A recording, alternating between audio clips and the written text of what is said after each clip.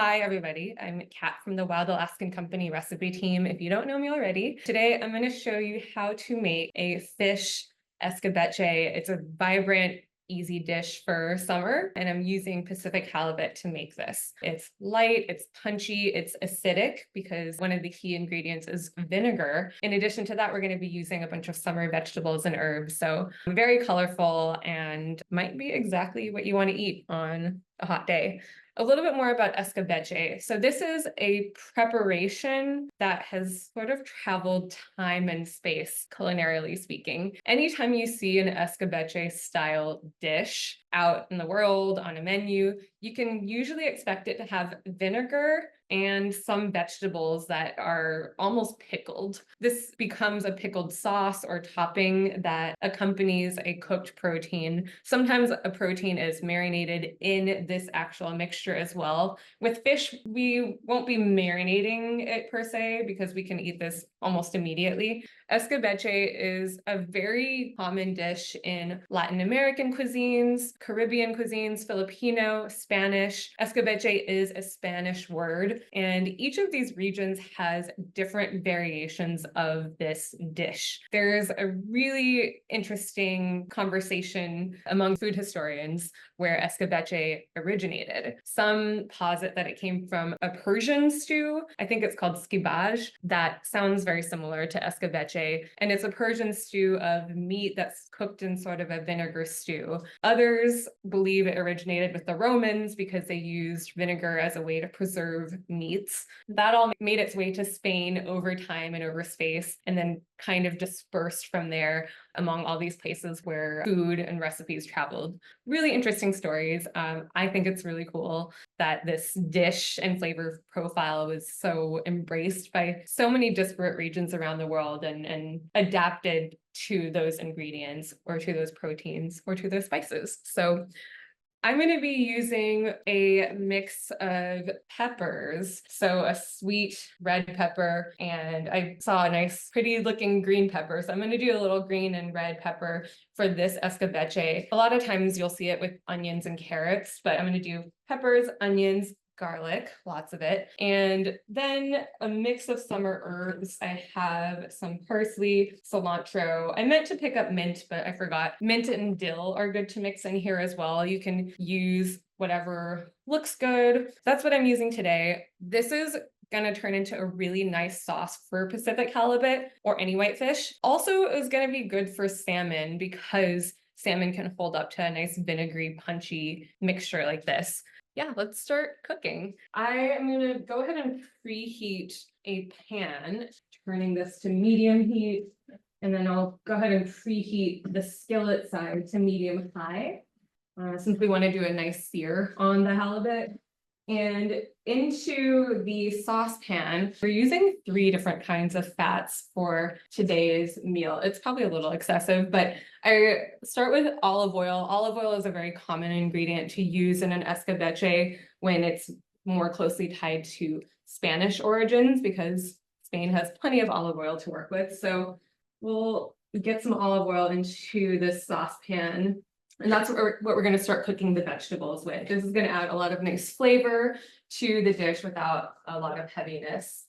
When I get this heated up, I'm going to add in a high heat cooking fat. Ghee is my go-to high heat cooking fat. And then we're going to finish off the fish with just butter as something to baste over the fish into a nice brown butter finish. So let me go ahead and get these ingredients, my peppers, onions, and garlic, into the olive oil, and we'll get these cooking. All I'm going to be doing with this is softening up these vegetables. So it might take maybe 5 minutes or so for these to get a little bit translucent. Might be a little high. We're not looking for color here. We're looking for the sugars in the onion and the sugars in the peppers to kind of break down and get released. Season this up just a little bit. Okay, so that's on autopilot. In the meantime, let me go ahead and put my ghee into the skillet here, just enough to get the pan covered. The halibut, I am just going to do a light coating of salt, get that in there and make sure it's patted dry. Anytime you're searing, you really want to make sure the fish is patted dry so you don't have any moisture on the surface of the fillet. This is going to help you get a really nice golden crust rather than a steamy, sort of soggy surface. So this is steaming hot now, smoking hot in fact. So let's go ahead and get this into the pan.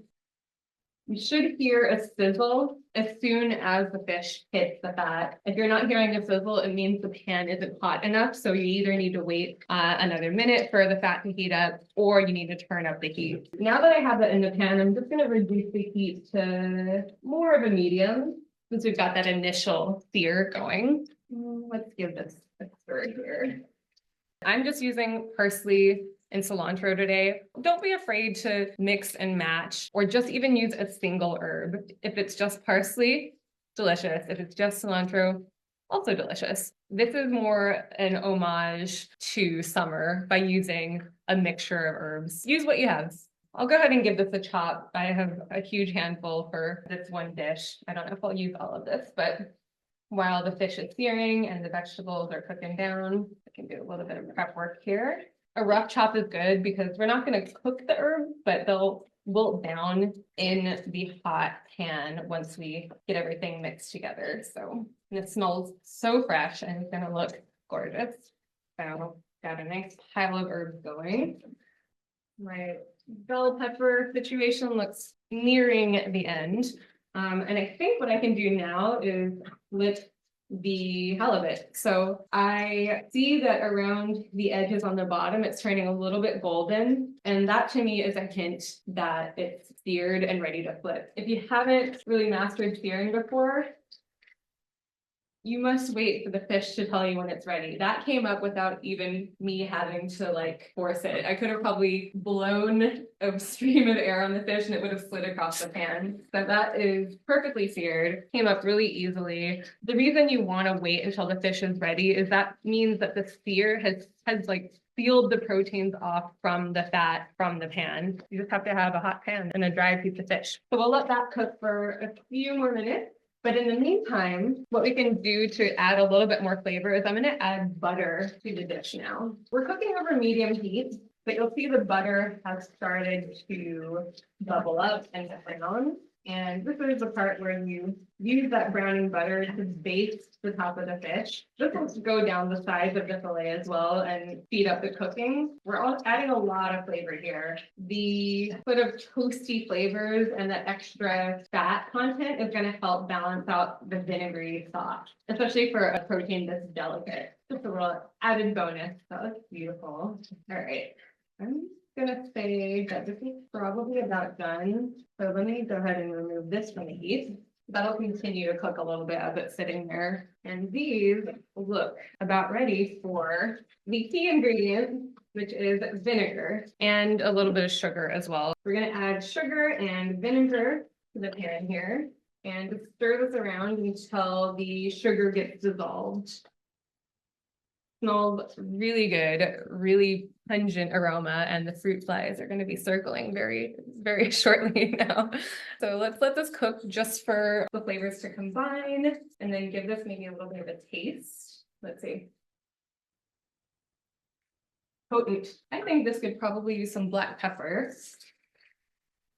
And these are sweet peppers, so this isn't spicy at all. It just has a lot of that really intense pepper flavor. Now that this is combined, this can come off the heat as well. But before I take it out of the pan, I'm going to add in a pile of herbs, the cilantro and parsley that I chopped.